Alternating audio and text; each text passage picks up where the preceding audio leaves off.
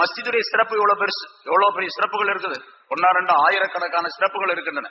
இந்த மஸ்ஜிதுல எப்படி இருக்கணும்? அப்போ இங்க வந்தா என்ன செய்யணுமோ அதை மட்டும்தான் செய்யணும். தொழுகணும், குர்ஆன் ஓதணும், ஜிக்ர் செய்யணும், தீன் சம்பந்தப்பட்ட பேச்சுக்களை பேசணும்.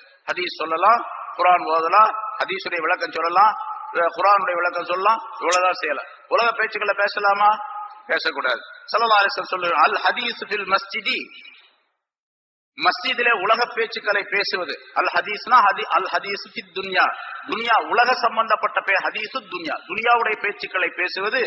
யஅகுலுல் ஹஸனாதி கமா தஅகுலுல் பஹீமத்துல் ஹஷீஸ, ஒரு மாட்டுக்கு முன்னால் மாடு ஆடு அதற்குரிய தீனிய போடுறார், புல் கட்டை கொண்டு வந்து மாட்டுக்கு முன்னால போடுறார்.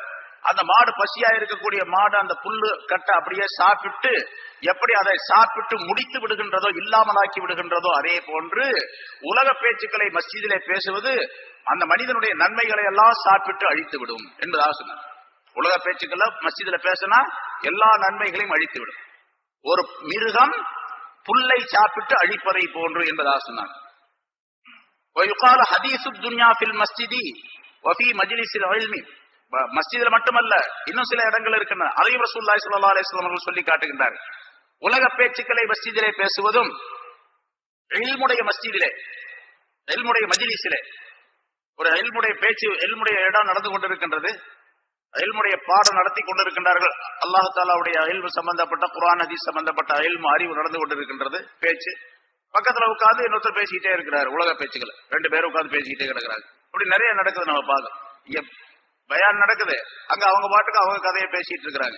இப்படி வஃபி மஜ்லிஸில் இல்முடைய மஜ்லிஸிலே உலக பேச்சுக்களை பேசுவதும், வஇந்தல் மையித்தி, மையித்து கொண்டு போறப்படக்கூடிய மையித்து இருக்கக்கூடிய இடத்திலே உலக பேச்சுக்களை பேசுவதும், மையத்து இருக்கக்கூடிய ஜனாசா கிட்ட, கபரிஸ்தான்ல மையத்து தொழுகை நடக்கக்கூடிய நேரத்துல, மையத்து கொண்டு போகக்கூடிய நேரத்துல ஏதோ உலக பேச்சுக்களை பேசிக்கிட்டே போறாங்க.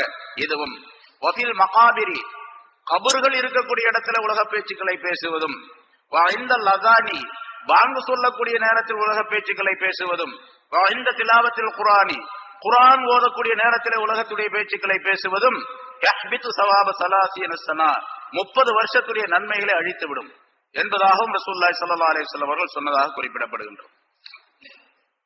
இதெல்லாம் மிக தவறானது. அது பல ஹதீஸ்களின் மூலமாக இந்த கருத்துக்களை எல்லாம் தனித்தனியாக ரசூலுல்லாஹி ஸல்லல்லாஹு அலைஹி வஸல்லம் அவர்கள் சொல்லி காட்டுகின்றார்கள்.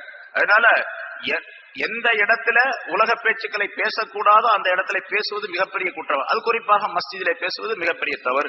பாவங்களை, நன்மைகளை எல்லாம் அழித்துவிடும் என்பதாக குறிப்பிடுகின்றார்கள்.